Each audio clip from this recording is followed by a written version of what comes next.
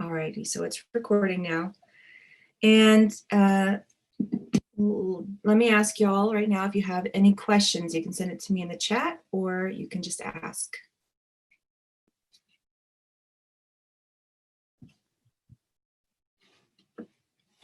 What you said for the linear drawing or whatever, we're just supposed to do the two pictures of the rooms, the two drawings of the cubes, and then the two drawings of the cones, right? That was it?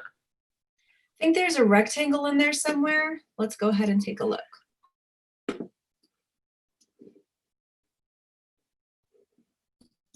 The assignment says cylinder. Okay, let me go ahead and take a look at that.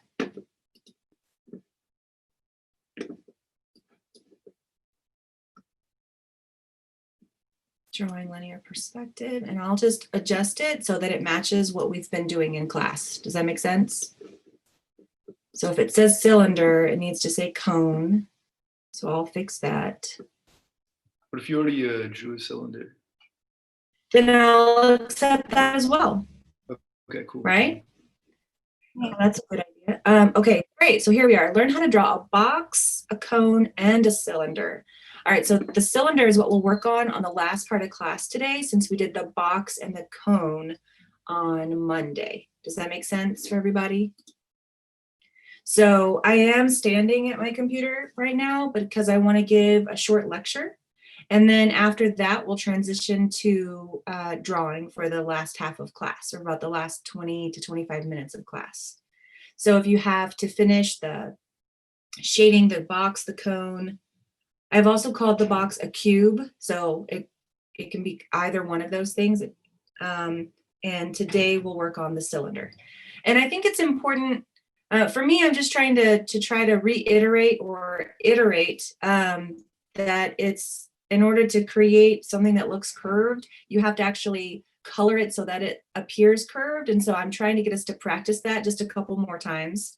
Instead of, and I'll show you an example of what that looks like if we haven't seen it yet. Whenever you draw something that is supposed to be curved, but you draw it or color in sort of straight up and down, or just at a diagonal or just at a horizontal kind of coloring, that object will still look flat, even if you drew it using some kind of perspective, even if it is supposed to be round. So the curved effect comes from how you shade it all in. And so that's all that this exercise is about, is drawing in perspective and then working on our shading techniques, just to see what that's like. All right, so that's why we'll do the cone, and then we'll start with that cylinder today and continue with that. And the cylinder is really similar to the cone. So we'll just draw a circle on the bottom, draw a circle on the top, connect it with two lines, and then kind of go from there. But yeah, that's what I'm going to demonstrate a little later. All right, so let me pop in some information. Learn how to draw a box, a cone, a cylinder. No rectangle required. Yeah, and that's about it there. Looks like some people have already submitted this work. So let me check real quick to see what those look like. Okay, I've got one submitted. So we'll just double check that. And it looks like connecting to my hotspot makes this a little slower than it is usually. Please put in the chat if you're having troubles hearing me.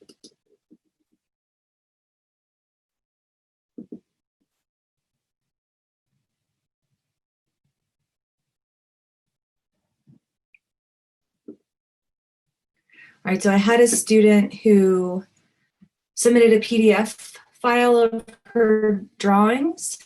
So that's taking a moment to load. So I'm just gonna kind of let that sit there for a minute. Okay, the first thing I want to go over today is actually, since we're kind of covering two major portions of art history.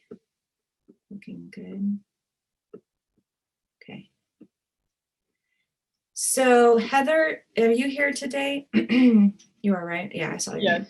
name. So you did the rectangle, the cone, and the cube. I'll accept that. Okay. So it's 3 objects plus the linear perspective room. So I don't want to try to make it too Yes. confusing.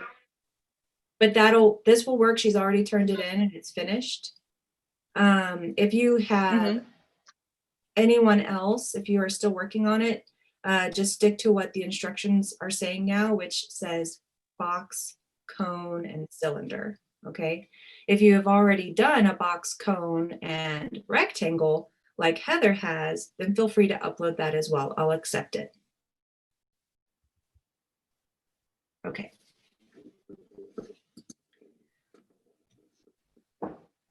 Okay. Looks fine. So I want to show, I'm going to screen share with y'all. So before, I'm kind of all over the place at this second, but I want to screen share the new page in this week's module, showing you exactly where the recordings are for the class. Now they'll always be showing up a little late because I'm recording to the cloud, the Zoom server, and it processes it and it takes several hours before it actually shows up on my Zoom links, I guess you could say, within my course. And so it's only sort of late at night when I can then go in and put it on YouTube and then put it into our Canvas course. So it's always going to show up a day or two after the class has taken place. So just be aware that that's just how it is working.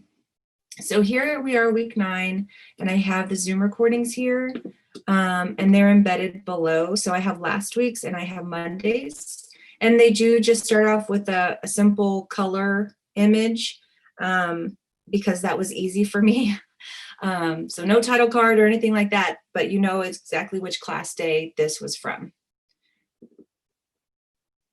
And I did see an option on YouTube just this morning that if you actually subscribe, this works, but if you subscribe to like YouTube TV, does anybody subscribe to YouTube TV? I do not, but every time I go onto YouTube, it asks me if I want to subscribe. And there was a download option, one of the videos I looked at this morning. And so I was very surprised. I was like, man, I just mentioned this to my classes that there is no download option. And then all of a sudden there it appeared. So I'm going to click on something random from something I follow. B&H Photo Video is a page I follow, and I see a download button now, which is really just discouraging. I don't like this change. But when I clicked download, you have to have YouTube Premium in order to have access to downloading it.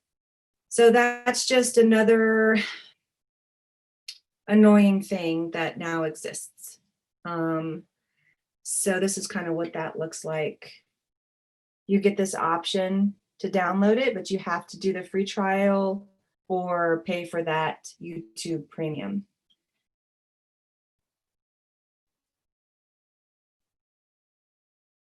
But I just wanted to let you know that that was there all of a sudden. All right. So now I'm going to stop sharing that. So you know where the videos are, and I'm going to share the Renaissance lecture. So let's dive into this just a little bit, so that on Monday, then I can just do a little review of the Baroque portion of this week's content. So it's really exciting to talk about the Renaissance. That's why I wanted to kind of, I'm still gonna make a short video for it. I'm still going to, you have the PDF and you have all the information, but there's a couple of videos that I would love to share with you and a virtual tour of the Sistine Chapel that I would like to share with y'all. And those links for those things should be in the PowerPoint here. And then I want to give us a little context is about why we're all of a sudden going to see paintings, because the first paintings that we have really looked at in this class would have come from the presentation from one of the groups last week who did the Byzantine icons. When you really think about it, we've had cave paintings. In one of our first lectures, we saw some paintings, but the dates for those were 1800s, like very recent recent history in the last 150 years or so. So it actually takes a really long time for painting to become something that artists do consistently in a culture and that lasts, because the problem is that you find, we have paintings in like ancient Egyptian tombs, right? And you can call them paintings, but they're a mixture of paintings and relief sculpture. So they inscribed into the wall, and you have the relief sculpture there, and then you might have some paint overlaid on top of that. And the one that comes to mind is the tomb of Nebamun, where we saw him standing there, and then his wife was like smaller in the background, and his daughter was even smaller in the background, and it had the birds in the sky and the fish. So that was definitely a painting. Why do some paintings last and are preserved? And why would in other cultures that may have made paintings not have lasted or been preserved? Does Maybe anybody like have some kind of like war or something happened and the art was destroyed or something. Yeah, that could have absolutely happened. What else would cause a painting, whether it's on paper or vellum? Vellum is actually animal skin, um, or a wall of a building. Why would those not last? What else could it be? Are you talking like natural causes for it not to last, or like, people interacting with it and stuff like that as well? Either one. Go with natural to begin with. What would that look like? Just deterioration of the material that it was put on. I guess not really holding the paint stuff. Yeah, absolutely. Even fabric over time, because we know that there were tapestries made in the Middle Ages, but those are all made out of woven materials. It could be other types of paint that just didn't create a binder that would really last, so they would just deteriorate over time. Some of the other paintings we have that have lasted or have lasted in parts, right? So it's like a puzzle that's been put together. So those are generally made where pigment is mixed with something called plaster. And this is called fresco. So some of the old paintings that we may have seen before the Renaissance are generally either fresco paintings that still can deteriorate because plaster can fall off of a wall over time. Or it could be tempera paint, which is another type of paint. And the Byzantine icon paintings that we saw last week, those were made with tempera paint. Tempera actually lasts a long time, but as we all learned is that those icons were meant to be carried around with you. So it's not like they stayed in one place and were just there for all time. Since the moment it was created. So it traveled around with the person wherever the person would go. And then so that would also cause it to be lost or deteriorate and things like that. Those icons could also be jewelry or necklaces or carvings that could get broken over time. So there's all kinds of reasons why throughout history, certain types of artworks are lost to time, right? A big one is cultural shifts, big cultural shifts, kind of like what Sergio mentioned. War is a big one. And there have always been wars and factions and groups fighting one another for one reason or another for a long, long time, for thousands and thousands of years. It's pretty consistent in the history of the world. And so, yeah, that building gets destroyed. So all of the artwork that was inside that building is also destroyed with it. So when we look at these from the Italian Renaissance, there is a change. Something happens that causes this part of this region of the world to become a little more stable, which means less war and less cultural change. And these sort of big institutions arise, like Catholicism and the Catholic Church and the Roman Catholic Church, that ends up building lots and lots of churches, and they actually end up becoming a big patron. Someone who pays for art to be made is called a patron of the arts. And they hire lots of artists to create artwork to decorate their churches. And so if those churches still exist today, it's likely that the artwork that was created inside of them also still exists today without much alteration.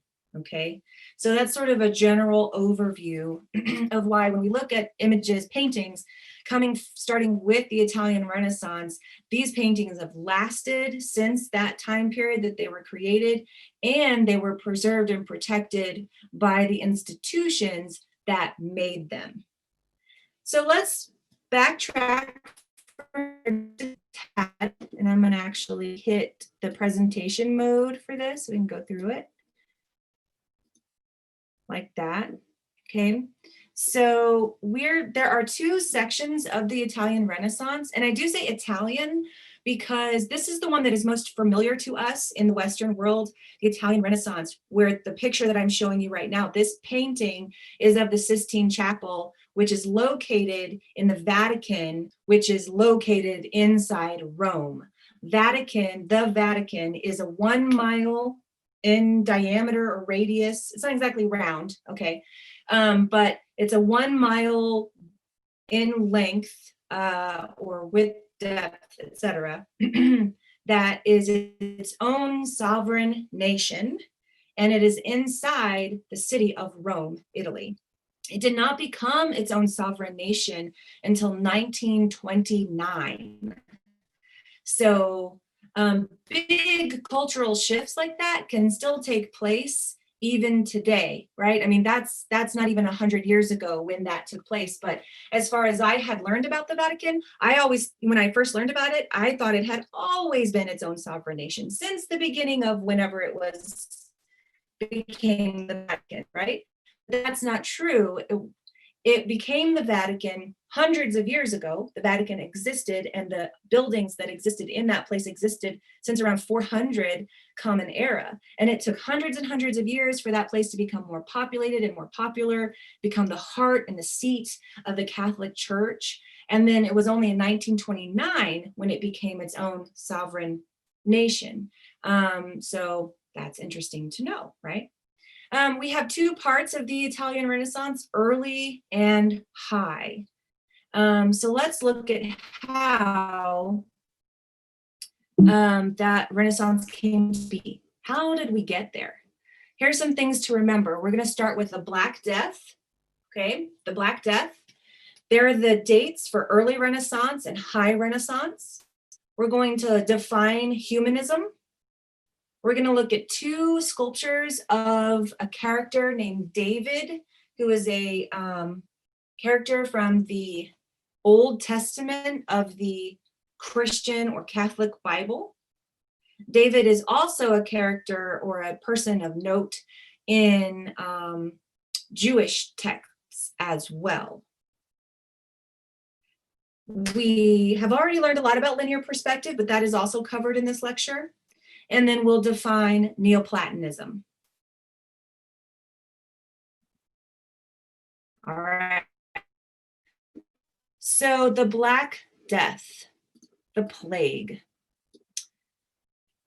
When you look up and you look at Wikipedia and look at information surrounding the bubonic plague, you find out that the bubonic plague has come into our world and then gone away and then come back and gone away about 3 different times in recorded history. And the one that is the most well known is this one from 1348. So the bubonic plague arrived in Sicily, we think, through rats. It was spread through rats. The more unclean a place is, the more likely you are to have disease and infestation and things like that. And at this time period, for 1348, we're just at the end of the Middle Ages, okay? So the Middle Ages kind of end, and then the Renaissance begins, right? And no population was safe because everyone had rats. Didn't matter if you lived in the countryside or more in a communal area, like what you would call a town. Rats were just ubiquitous because it was really hard we didn't have insulated, we didn't have glass windows, right? So everywhere had rats, and so no population was safe. Also, the bubonic plague killed 25% of the world's population at the time. And it spread north from Sicily, but it ended up going all throughout Italy, all the way through France, all the way to England. And of course, it traveled the other direction as well, traveled east. And so from the spread of that disease, it ended up killing 25% of the population. And it didn't happen overnight. It took a few decades for it to run its course, you could call it. And no one became immune to it. And I don't know the sort of the pathology of this disease, but it's not anything you could really become immune to. If you got it, you died a horrible death. And if you were lucky, you just didn't get sick. We probably have all learned at some point about the bubonic plague. Usually you start learning about it in middle school, and then it might be covered again in high school. So it's a big deal. And in some respects we're kind of reminded of that situation today with now we call it a pandemic, but basically the plague was a pandemic. It was a virus that spread across the globe. That's a pandemic, or a plague. And so so that's why people might be, you might find that societies become a little bit in disarray. There might be a little unrest whenever you see that a plague is killing many people in your community, your city, or your town. And that's exactly what happened at this time. Okay, so I'm trying to make a little parallel as to why civil unrest might occur when there's a disease killing 25% of your family, 25% of the town you live in, right? 25% of the population. So what the type of governmental structure we had at this time was called feudalism. You might have learned about feudalism in a past class as well. But basically, feudalism is where you work the land and you pay and give everything that you work for to the lord or the ladies of the land who actually own the land. And once no one could really work the land anymore because everybody was dying, things had to change. And what happened is that people moved from the countryside into more urban centers. And one of the urban centers that became really popular was Florence, Italy. Florence, Italy is one of the most important places for the Italian Renaissance. A lot of big things happened there when it comes to the Renaissance. So yeah, it led to an influx of workers to the city, led to more manufacture and trade, as well as a growing intellectual class. And it resulted in the Renaissance, the rebirth of classical values. So that's a short synopsis of how you go from one way of being in the world, have a plague that wipes out a quarter of the population, and then governments restructure and change the way they're doing things, resulting in the Renaissance, which is a rebirth of classical values, and becoming a little bit more of a capitalist society versus the feudalism that was taking place before. Just a synopsis, right? So let's move on to the next thing, and so we can start looking at some art. Here are some philosophies that really influenced the way that art was made starting in the early Renaissance. And the philosophy that we're going to look at is humanism. Humanism was a huge influence in how people started changing the way they were thinking about themselves in relation to the world around them, and specifically in relationship to God, because Christianity, or the form of Christianity and Catholicism, was the main religion of the time in this era and in this place in Italy. And so it really pervaded everyone's lives. It wasn't just like oh, I'm a Catholic, but I'm not a Catholic. My neighbors are something else. There was nothing else to be. Catholicism was the only way to practice that religion, which stems from God, Jesus, and the Holy Spirit, like the Catholic Bible. That's the only version of Christianity that existed at this time. And they were very much entwined with the local governments. And so everyone around you pretty much, paid homage to the Catholic Church and was influenced by the Catholic Church on a daily basis, as well as whatever the governmental structure was that they had, either feudalism or capitalism, which came later. So humanism was a philosophy by the philosopher Petrarch, and he wrote about it in about the year 1330. So this is a little bit before the bubonic plague hit. But, it's really interesting how one book can sort of get published, I would say, and then those ideas start to spread. And it's very powerful. This one was a belief in the unique value of each person. And he taught that the study of classical languages like Latin and Greek, literature, history, and philosophy could lead to a new and enlightened stage of history. So this was a break from the church, because the church really only taught, you don't need to read. We will tell you the stories that you need to know, and that's about it. Like there was no educational system at this time. If you were educated, it's because you became a monk or you became a nun for the Catholic Church. Those are the people who learned to read and to write. I hope that's coming across. So I hope it's coming across how intertwined culture was with the Catholic Church at this time. So when this philosophy became popular, it was a huge break, because it was no longer God's will what an individual was capable of.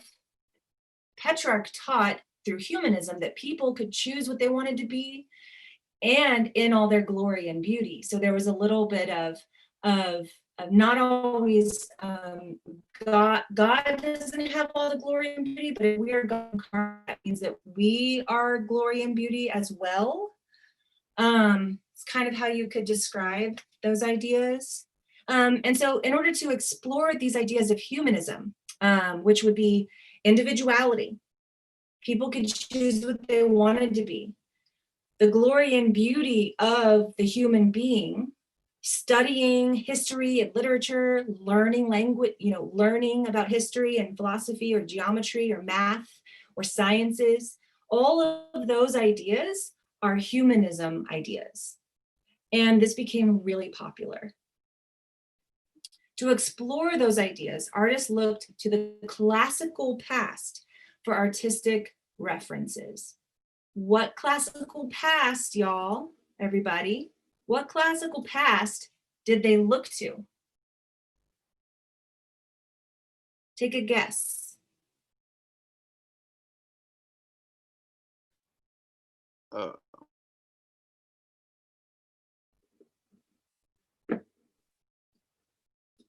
Dante, can you say that again? No, thinking. I'm sorry. Does anybody have a guess?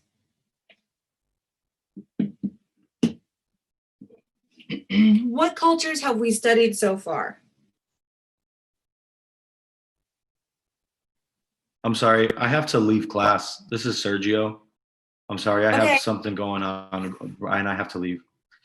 All right, well, just pay attention to the PDF and you'll be fine.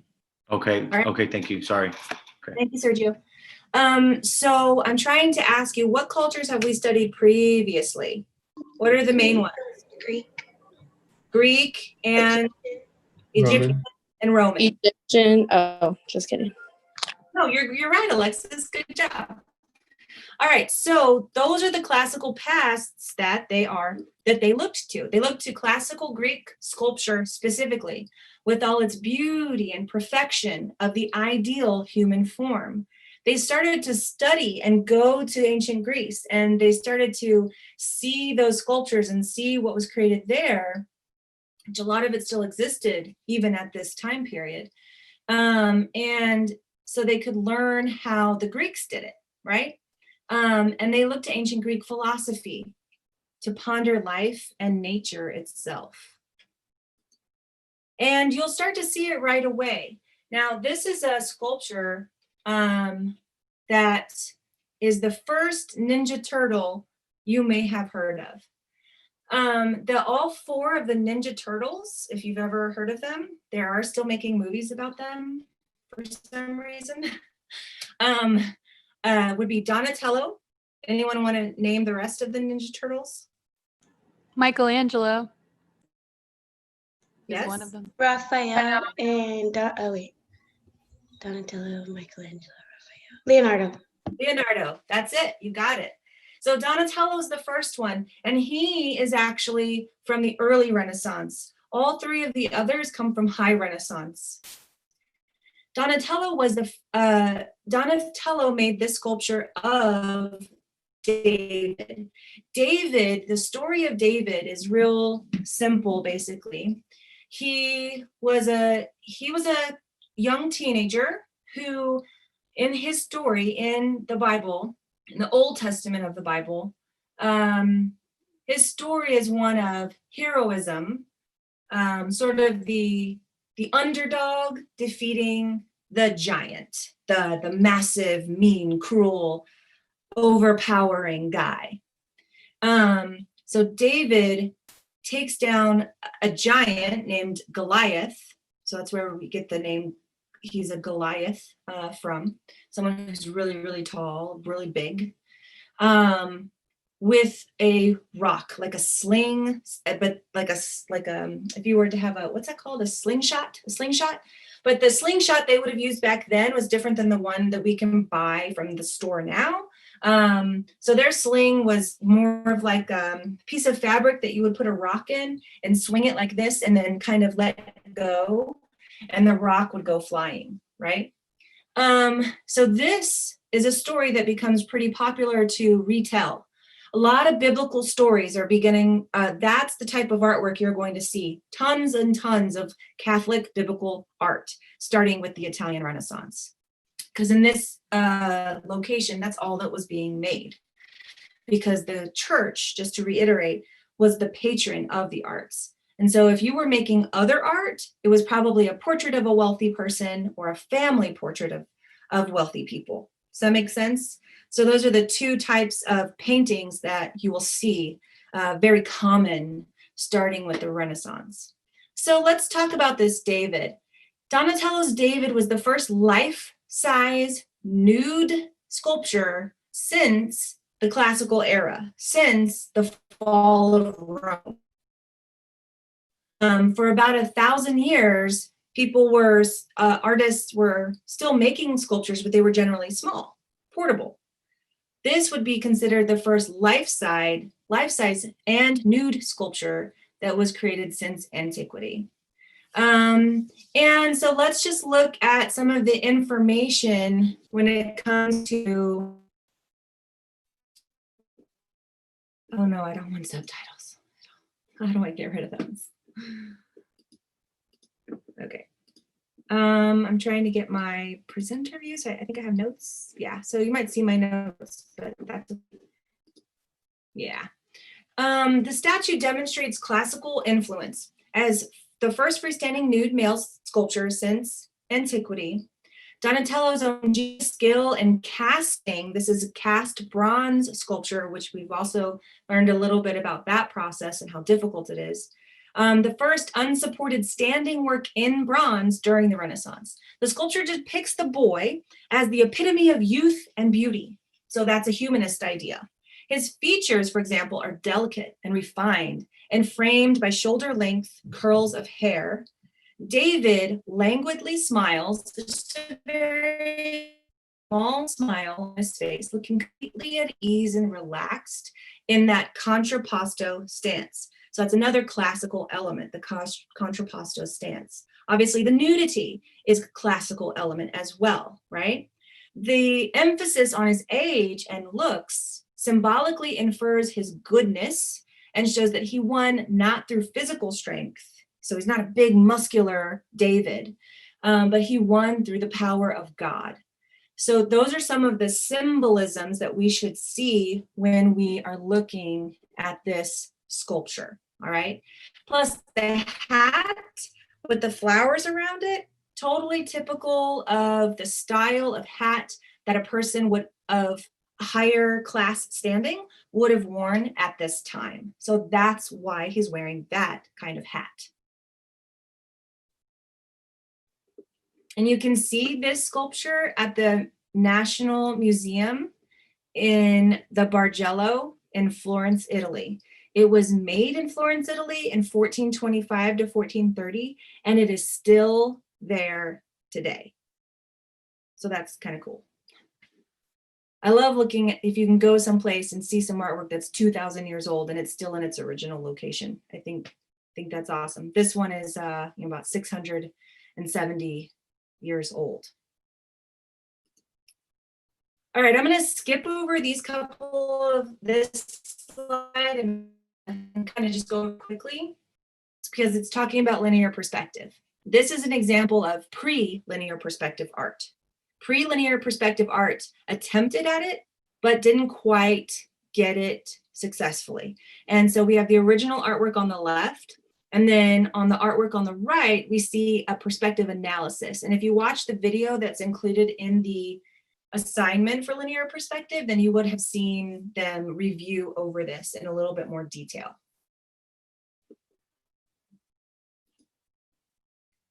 All right, what else do I really want to cover today before we have to move on? I'm going to skip over a bunch of stuff, but you see how the important artworks that are here, like the Last Supper, the beautiful artwork created by Raphael in Vatican called the School of Athens is what this painting is called. Here is your second David sculpture that you're going to look at. So you can see how differently this one is portrayed compared to Donatello's David. And I'm smiling because it's just kind of funny. Like he's like muscular and strong and he's older in age, kind of really exemplifying the perfection. He looks like a god, doesn't he? If we were to compare this to the spear bearer, the sculpture from the classical Greek that we looked at, they almost look identical in their contrapposto stance, the curly hair, the amount of musculature and tone. So here, David is portrayed more as that heroic god or demigod, very similar to how the classical Greeks made their sculptures, right? Because their sculptures were always showing gods, demigods, mythological heroes. Well, Donatello, he tried to show one in youthful beauty, someone who looks more natural and elegant, right? With a little bit more attention to a realized, but also non-muscular human body. Whereas Michelangelo's David is clearly, he's been working out, right? Eating lots of protein. So you can see that difference between the two sculptures of David. And next week, or in the Baroque lecture, there's a third sculpture of David. And you can then make a comparison between how the Renaissance artists made their artwork contrasting to how the Baroque artists started to make artwork, because the Renaissance comes and Baroque art is right after that. Okay, so we're kind of going in chronological order, trying to get us to the 20th century. And as you go through these lectures, that will become clear, all right?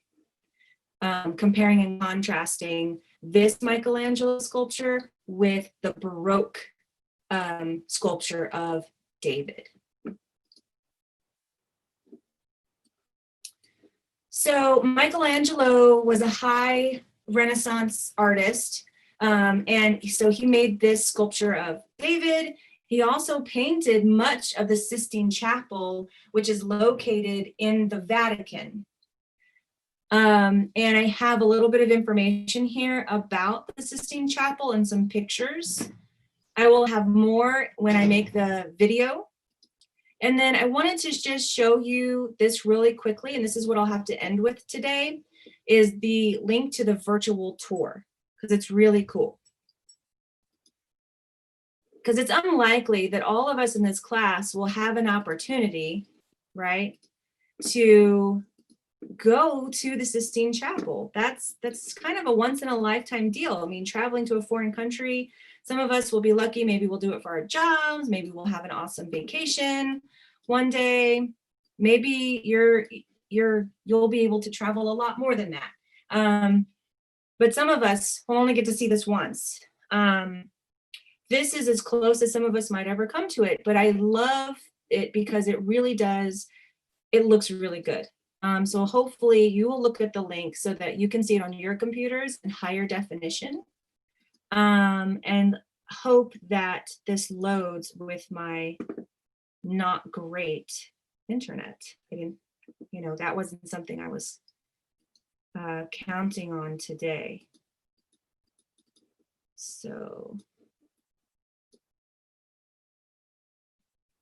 it's pretty cool that this is the people of the Sistine Chapel, the Vatican, created this virtual tour with high resolution imagery so that you can kind of get a sense of what it's like to be in that space. The other link is a video just with music to give it sort of ambiance and emotional quality. So I encourage you to watch the video too. When I have been to the Sistine Chapel twice, I went in undergrad. I got to study abroad for 3.5 months. So I did that. And then 10 years later I saved up and took my husband with me.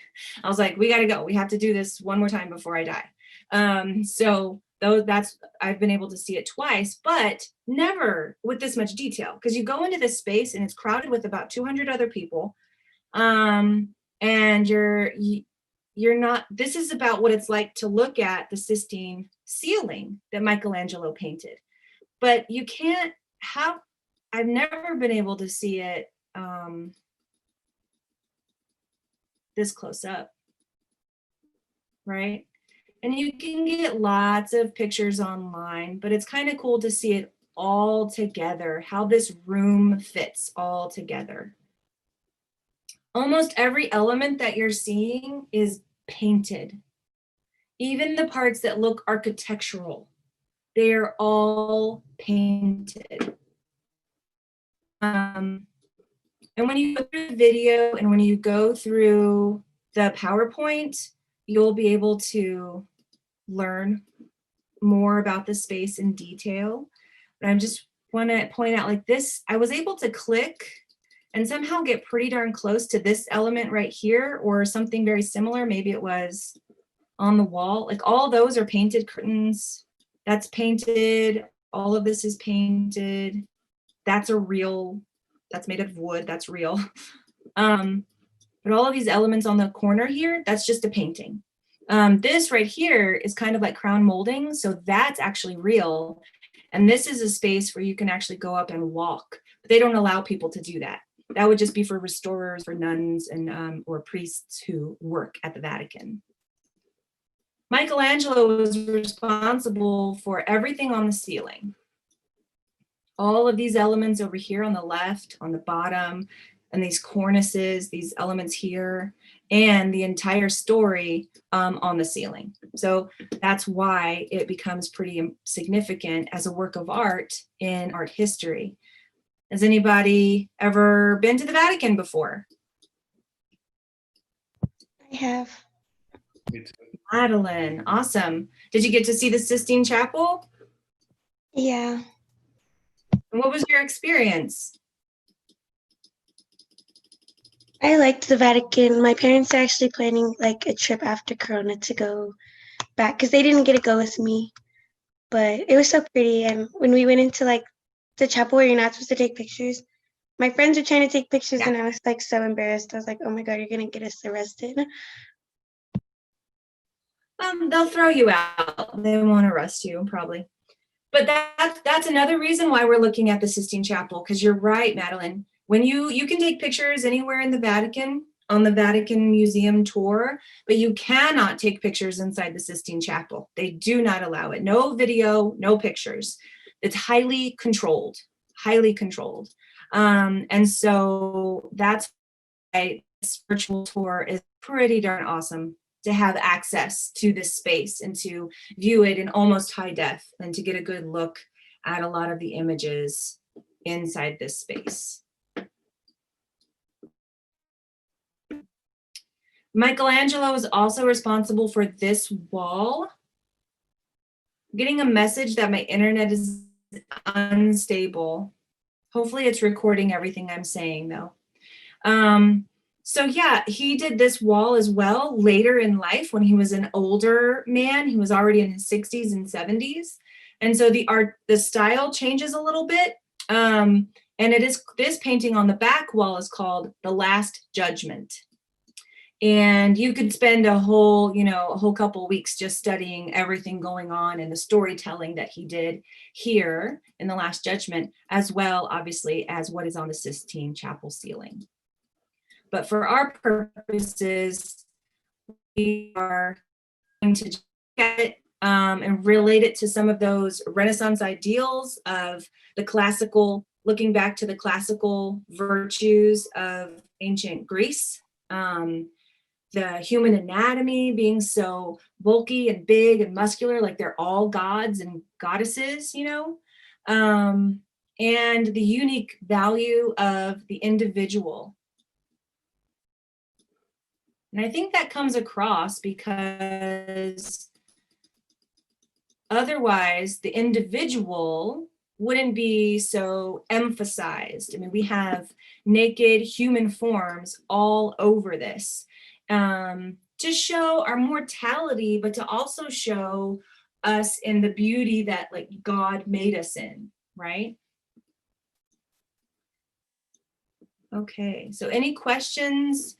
I just wanted to give an overview of this lecture without being able to go into too much detail. The detail comes through the video portion, which will be uploaded later. The last slide is Women of the Italian Renaissance. So this is part of your guided notes that you'll have to fill out. So you want to click on that link to learn more. And then I give you some notes about why women were left out of the history books. Women were generally left out of the history books until about 1972, to be exact. And then art history got a big wake-up call in 1972, where they started to include more women throughout history who were making artwork alongside all of these men that had been heralded as the geniuses of the Renaissance or Baroque art or any era of art making since the 1400s. Women were always there alongside them, but they were just excluded from the history books. And so I have a little bit of information about that for you. All righty. Any questions right now? I have a question over the assignment we're supposed to submit today. Okay. You said it's okay if we submit like one picture of the cube, one picture of the cone, one picture of the rectangle, one picture of the cylinder, and then two pictures of the linear perspective? I want to be clear about what's in the assignment. So I'm going to go back to it because I know that I said there's should be a total of 6 drawings. So let's keep that in mind as we are looking at this assessment. Okay. So at least 2 drawings of the room, 1 from each class day. And then at least 6 or 2 of each of a box, a cone, a cylinder. How come I didn't update? I updated this and then it didn't save it. So I'll have to. Wait, so you do want 2 of each? That's what it says. So that's what I was expecting, but they don't have. So this is what I mean by that. Let me show you some of my sketches. Sketches count. That would be 1 drawing of the cone. Okay. And then I would have my finished full drawing This isn't finished, but yours would be finished. So I would have my sketch, right? All of these little sketches count as one of those drawings. So that's 1, and this is 2. When I finish coloring it all in, it'll be finished. So that would be 2 pictures of the cone, my sketches and my finished drawing. And then I could do the same thing for my cube. I have my sketches, which are much smaller, right, of the cube or the box. And then I have my finished drawing. Okay. And so when I say 2 drawings of each, I don't mean that they have to be perfectly finished. I'm just, you have a sketch first. So you're sketching out your ideas, making sure you understand, you know, what you're going to do. And then you have your final drawing. So that would count as 2 drawings of each one. Does that make sense?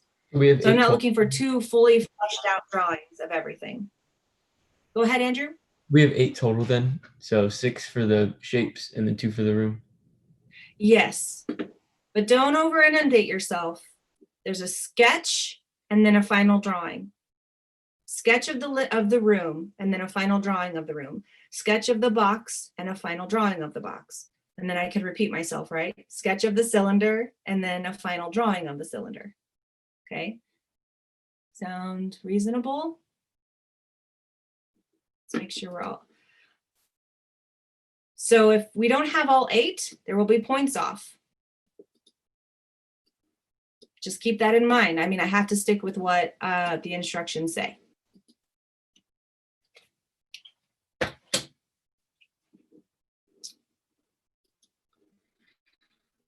All right, let me take a poll here real quick. Oh, I'm hot in my room today.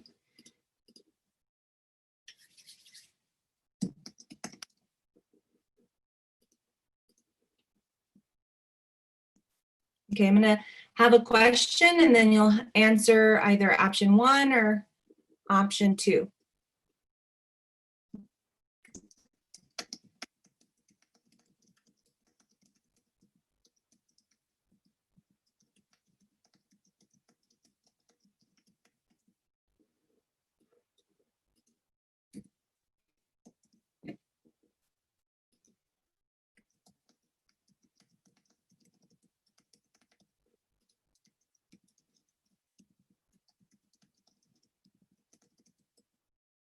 I don't know how to spell this word.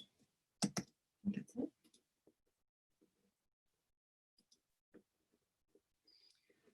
Okay, I'm launching a poll. It's anonymous. It's an anonymous poll, so please answer.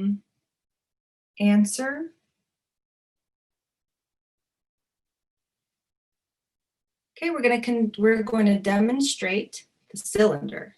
That is what the majority, vast majority of you have chosen. So that's what we'll do.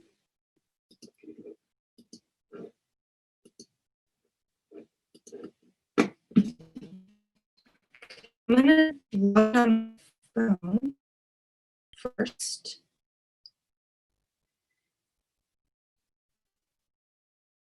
And see if I can log in first and then close out and still be logged in. I don't know if that will work though.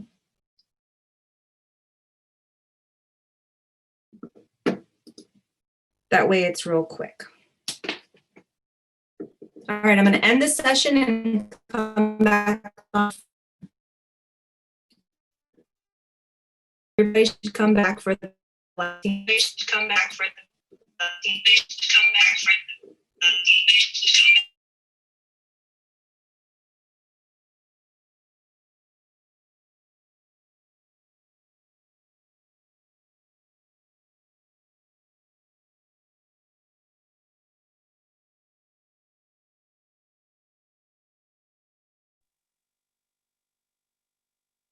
Looks like we're all still here, so that worked out. Awesome.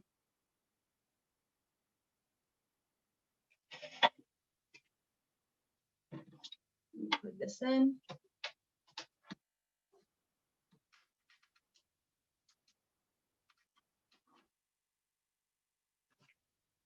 All right, so we got to draw a cylinder.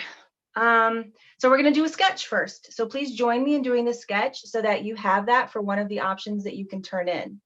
Okay. So everybody draw the sketch with me. So that will be one of your drawings to turn in, and then we'll move on to our full version of the cylinder.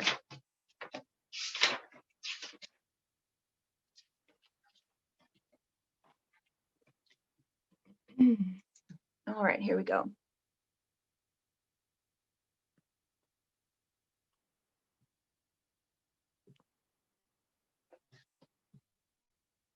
What was the recommended pen again? Was it HB? HB is good for your sketches. HB or harder is what I suggest. So you could go to a 2H or 4H.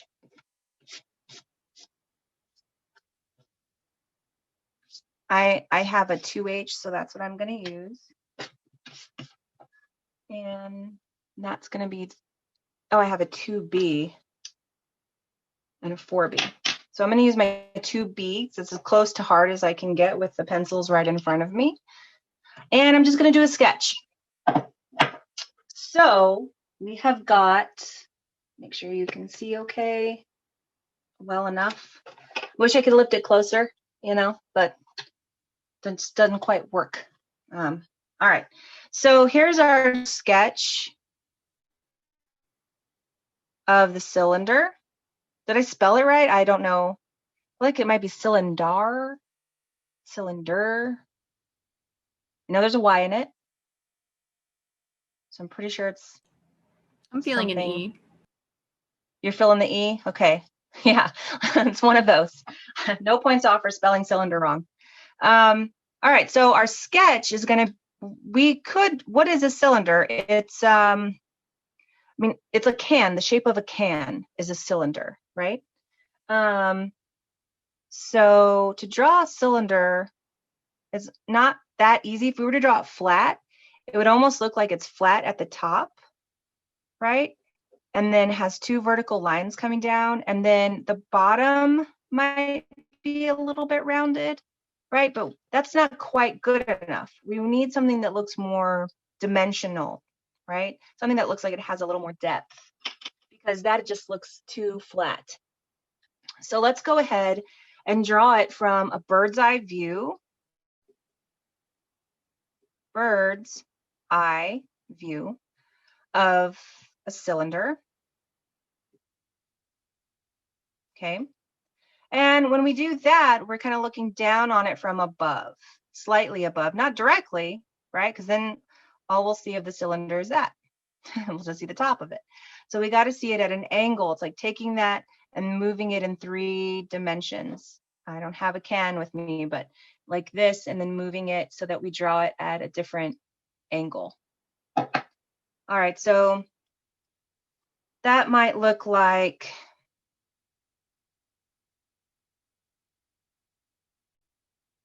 a circle.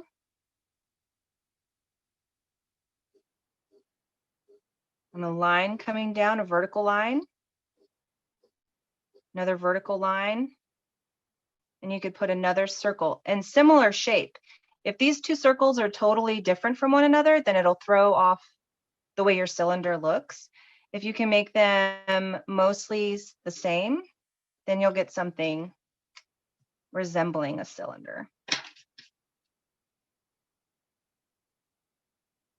Okay, so those are pretty similar. They're not circles, they're ovals.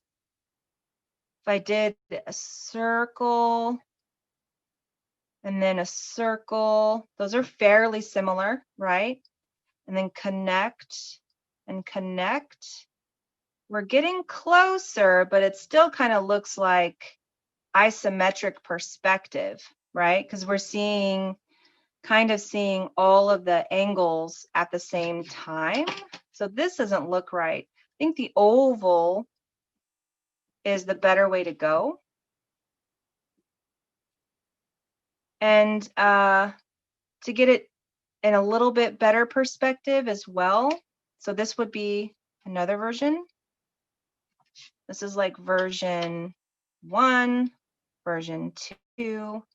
The oval's looking good at the bottom, but how do we get the top to look right?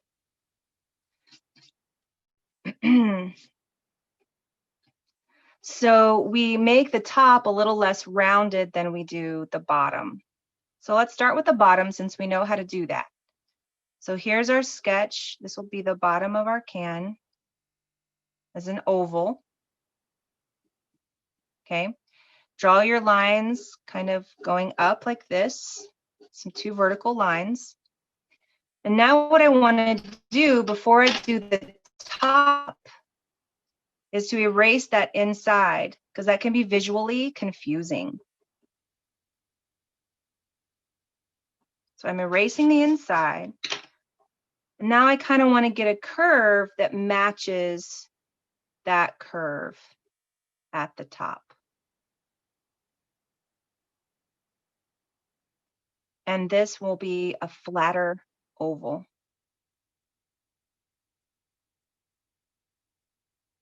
A squishier, more squashed oval at the top.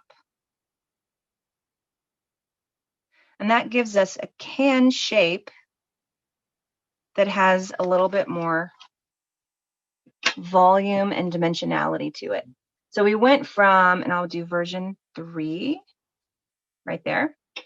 We went from this sketch to doing 2 circles and connecting them.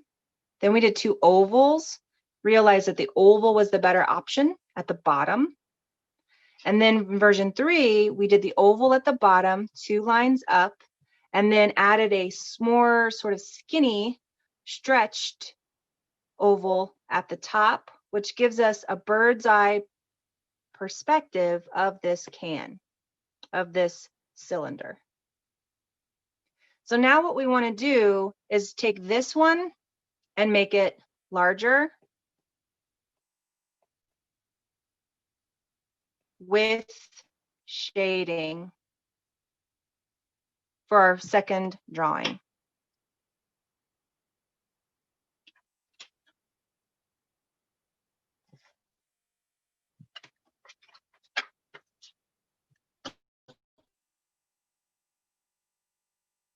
Okay, just checking the time. All right, so here's our final drawing of our cylinder, and it's the shading that takes the longest, right? So if you want to practice shading on your sketch, that would be a good idea. In order to get it to look like we have real depth and volume, even in our sketch, drawing some lines around it like this can really help. This sort of curved, imagine drawing circles all the way through your cylinder, going all the way up. And of course, the perspective on those circles would also start to change, but let's just keep it simple for today. And just imagine you're doing like a curved line from the right-hand side so that you can get a curved feeling to this cylinder. See how I'm basically doing lines, but ultimately if I were to finish this out, it would end up looking like blending. It's not really looking like hatching, even though I am just drawing individual lines. It's because the curve of my line is helping to create more volume to this shape. Okay, so then we would want to make it darker on one side and lighter on the other. Same effect as in our other drawings. The more curvature your coloring has, the more rounded it will appear.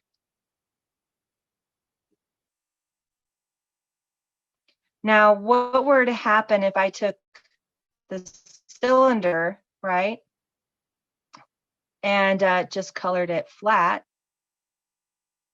This is wrong. We don't want to do this, where you just color and then, oh, it just has to be a gradient, so I'll just make it darker on this side and bam, I'm done. This is flat, while the curved lines over here create the roundness.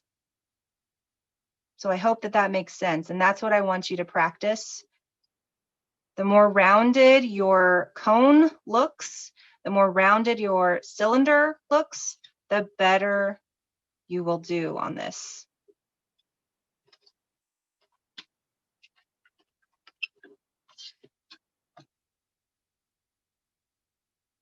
Okay, a few minutes left. So let's work out our cylinder, like final cylinder with shading. And so I'm going to start with that oval at the bottom.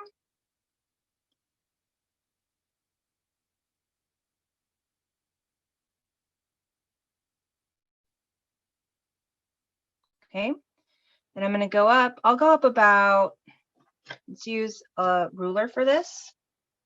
So just to make our lines nice and straight, I'm going to find the middle of my oval. And I think the middle is about right there. So I made 2 marks. That's the middle. So that's where I want my vertical lines to touch, there and there. But now I'm going to measure up so that they're nice and straight.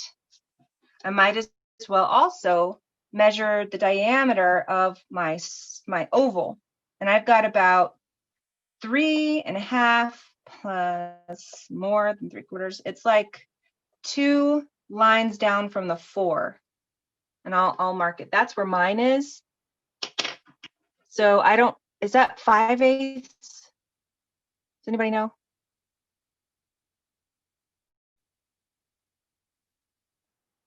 So this would be I 3/4. Really Can't see it? Is it out of focus? When does it get in focus? Is it in focus there? I don't think it's the focus. I think it's just kind of, I don't know if it's my connection or maybe like. I think it's your internet. It's making like the picture fuzzy. Oh no, that stinks. All right, well, we're at about 3 3/4 of an inch in diameter. Okay, a little bit more than that. So I'm going to make sure that my 2 lines are parallel here at the same width apart. That's what I'm trying to do. Okay, so I'm going to make some marks to try to get my cylinder lines to be the same width apart all the way up to the top of my cylinder. So I am using my ruler to help me make those marks. Okay, I'll do one more at the top. There and there. So now when I know that those 2 lines are parallel to one another. I hope that makes sense. So now I'm going to draw my line going up.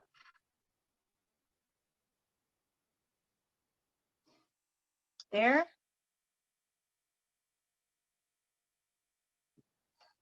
And there. And it connects down here at the bottom. And I have a little bit of erasing I need to do.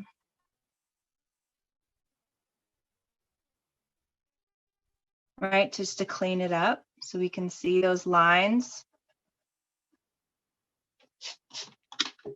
So that's the bottom of my cylinder.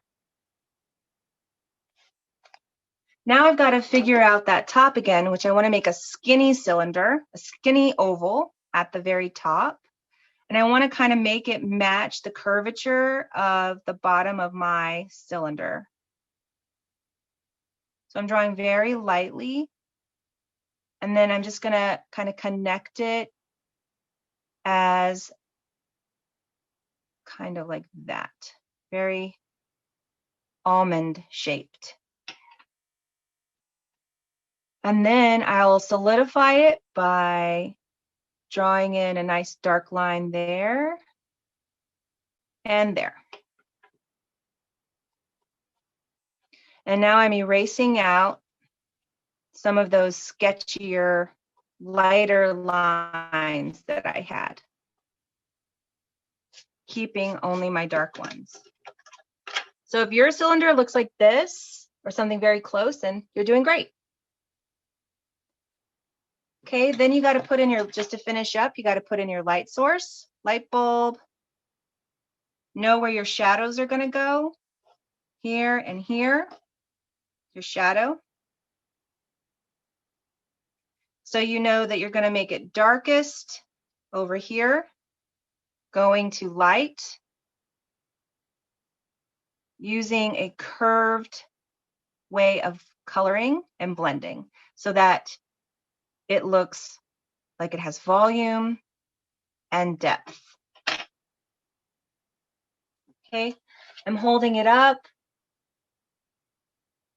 You can always watch this recording again tomorrow, I mean later today. I will make sure to put the recording up as soon as it becomes available. And hopefully the recording will be nice and sharp if you need any pointers or help finishing this out. Okay, any last questions? Can I show you what I have with my cone? Yeah, absolutely. If anyone wants to stick around for a few minutes and show me, please do. The rest of us are free to go. Thank you all. Thank you for a good class.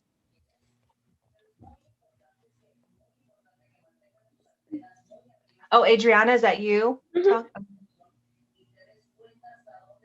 Trying to make your picture big on my screen. There we go. Your cone looks nice. It does look pretty round. You really blended. I think maybe it's a little dark on the bottom left, but I'm not going to make you erase it. I think you were successful. Yeah. Okay, perfect. Thank you. You're welcome. I'll see you later then. Okay, bye. Can you look at mine? Yes. Oh, sorry, you cut off and I didn't know what you said. I wasn't really sure, but I think hers is like mine. I was wondering like if all of this was supposed to be like white or is it just like the top part? Just the top part, and I like what you have, and I can really see all of your marks. So you really tried to get the roundness, so that's really good. I do kind of like Adriana's. I think it's a little dark on the bottom left. But again, if you wanna, I wouldn't work on erasing it because I think it's really good for this assignment. Let me see your shadow at the bottom. Can you lift it up? Yeah. I would shade in that white line right at the bottom, just shade it in just a little bit, like blend it with your finger, and then I think you're good to go. Looks great. Okay. Thank you. You're welcome. There is still reflected light. Ma'am, I have a question. Okay, go ahead. Oh, just whatever I turned in already. Do you want me to go back and do the cylinder? No, don't go back and do the cylinder, Heather. Okay, you'll accept it. Yeah, but I don't think Okay. that you will go 8 drawings. So if you want to put in your sketches, that will raise your grade. Just for completeness, right? Wait, I don't have 8 drawings in? Wait, so I don't have 8 drawings in I there? don't think so. I want you to double check it for me. Look at the PDF you created, see if it has 8 drawings, and if it doesn't, and you just need to include your sketches.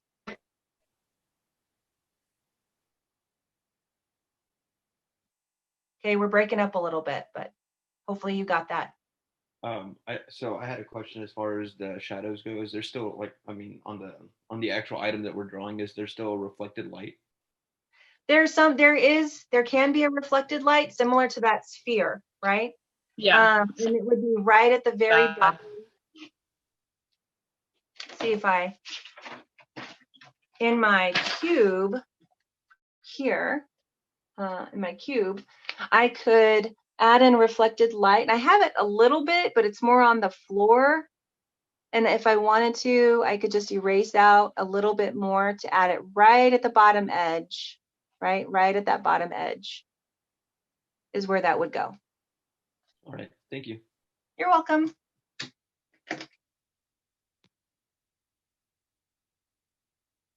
Heather, did you have anything else?